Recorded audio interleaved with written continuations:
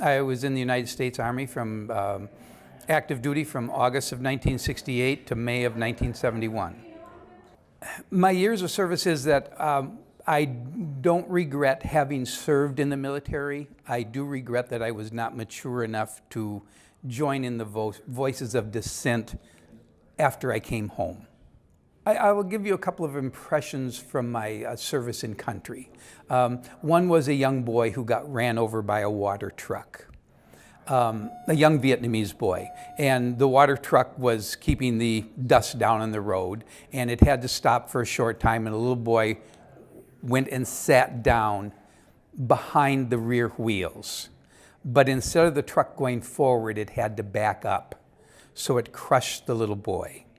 And of course, there's quite an outrage when you crush a little civilian boy, and so when a number of us troops went there to kind of calm the situation, see what's going on, there was a number of ladies standing around laughing. And so we asked the translator what they were saying and what they were talking about. And the translator said the main person speaking was the child's mother, and she was explaining how distorted his head looked. So that kind of disturbed me at the callousness of the mother. But after years of reflects my lack of maturity, after my time to reflect upon this, that war had been going on for 100 years. And there's a good chance that woman lost her father in the war. And it's a good chance her husband was in the war and maybe lost her husband. If she had any older children, they lost their children. If she had any young daughters, they were probably sexually assaulted, whether the Viet Cong came through or the Vietnamese troops came back through a week later. So it struck me of the trauma of that woman's, her response was hysterical. But I did not realize that until years later. So it reflected the humanity of what goes on in a time when people are just continually in conflict for so long. I was fortunate not to see a lot of action. I was the best carpenter any place I went, so when they wanted my carpentry services, they let me do whatever I wanted to do on my free time, which was actually quite a bit. So I spent a lot of time with a missionary. That missionary now teaches at Bethel College, and we still keep in contact. And he would take me to, one place he took me was to a Vietnamese hospital. So I could see the Vietnamese side and the humanity of the Vietnamese more than the callousness of what we, I don't know, we were definitely necessarily indoctrinated, but that we did to ourselves to harden ourselves to the situation. If you were a slightly wounded individual, you shared a single bed with another person. If you were a severely wounded individual, you had a bed to yourself, but another bed was pushed right up against yours, so you only had one side out of your bed, or they could only tend to you from one side. So say, for instance, you were a recent amputee or something, a nurse could only come to one side of your bed, not to both sides of your bed. My sister lived in Oakland, and I came back into the United States in Oakland, so I spent a little time there. I remember going to a baseball game, and they didn't warn me. They shot a cannon off after somebody hit a home run, and I about crawled underneath the seats when that cannon went off. I know that the reaction of my hometown, which was Hayward, Wisconsin, there was a lot of turmoil going on, so the strife between people rebelling against the establishment and people who were wanted to at least protect or conserve the establishment.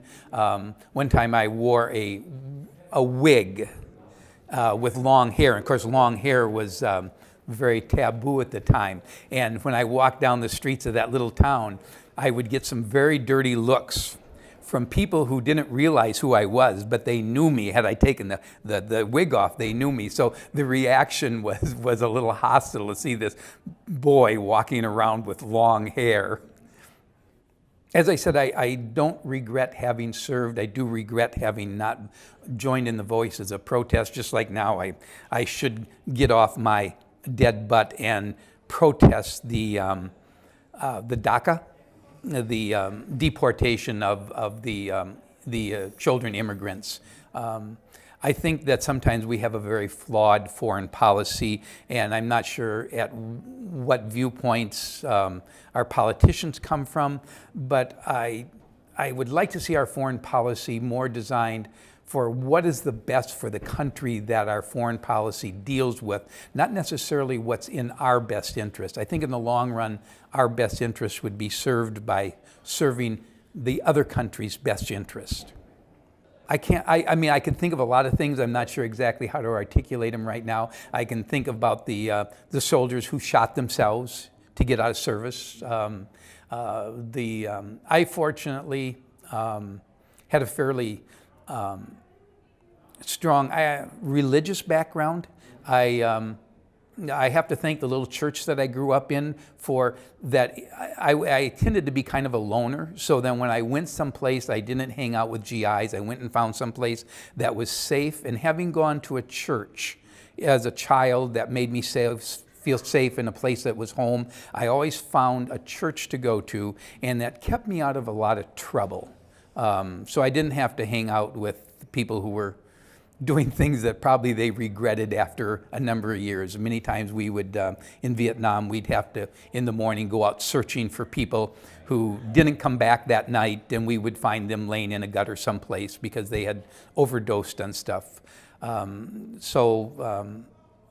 fortunately managed to stay away from that because I was used to mainly spending time by myself. Growing up in a very rural area, you learn to spend a lot of time by yourself, and that was beneficial. The only time I really felt in danger was by our friendly Vietnamese allies.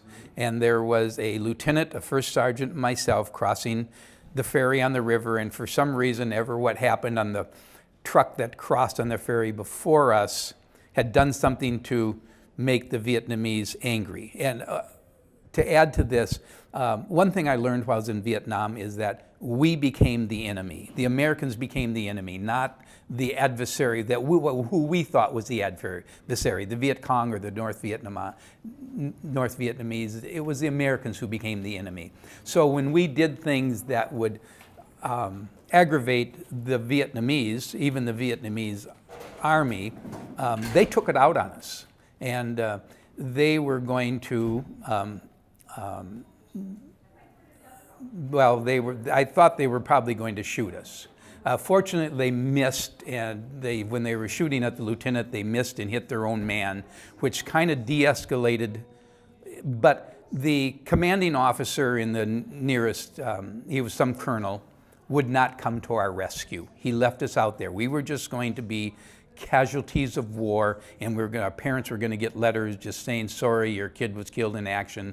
But in the reality of, they would not come to our rescue. And I have a certain amount of bitterness about that situation.